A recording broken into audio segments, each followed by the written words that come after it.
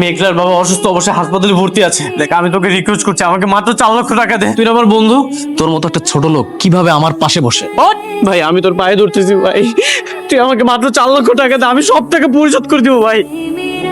এত টেনশন করতেছো কেন? তোমার জামাই বাবাজি যেহেতু আছে, একটা না একটা ব্যবস্থা হয়ে যাবো। তুমি এই বিপদ থেকে আমাকে উদ্ধার করো। হে আল্লাহ, একটা উপায় তুমি দাও।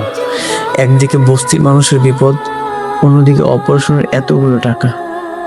আমাকে বিপদ থেকে বাঁচাও আল্লাহ।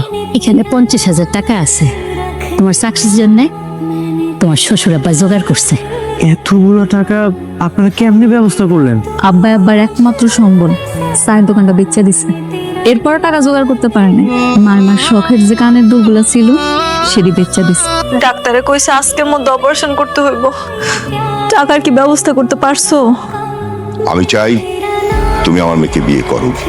দেখো অনেক, আমার মেয়েকে যদি তুমি বিয়ে করো তাহলে আমার বিজনেস সবকিছু দেখাশোনা তো তুমিই করবে।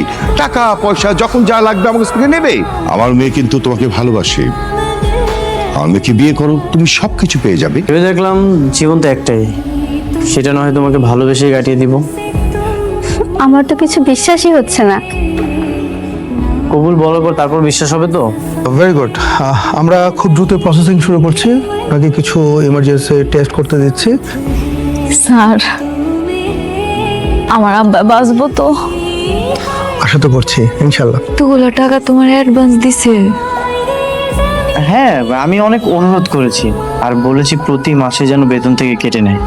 বাবা তো চাচ্ছেন আমাদের বিয়ের আয়োজনটা ধুমধাম করে করতে, আর আমি না এসব চাই না, কোনো আয়োজন করতে চাচ্ছি না। আমি খুব সাধারণভাবে বিয়েটা করতে চাই। এইভাবে আয়নার দিকে তাকিয়ে আছো যে?